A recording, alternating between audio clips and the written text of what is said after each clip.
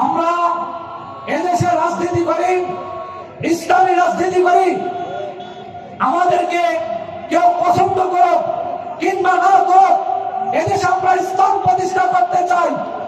আমাদেরকে কেউ ভালোবাসো কিংবা না ভালোবাসো, আমরা এদেশে ইসলাম প্রতিষ্ঠা করতে চাই। যারা আমাদের মধ্যে দূর থেকে বলে তারা ইসলাম প্রতিষ্ঠা করবে না, তারা বলল না, গত 100 বছর, গত 52 বছর এই রাষ্ট্র পরিচালনা করেছে, চোরের হাত থেকে এই রাষ্ট্রকে মুক্তি দিতে পারে নাই, দুর্নীতির হাত থেকে এই রাষ্ট্রকে মুক্তি দিতে পারে নাই, আমার এই রাষ্ট্রকে দর্শন থেকে মুক্তি দিতে পারে নাই।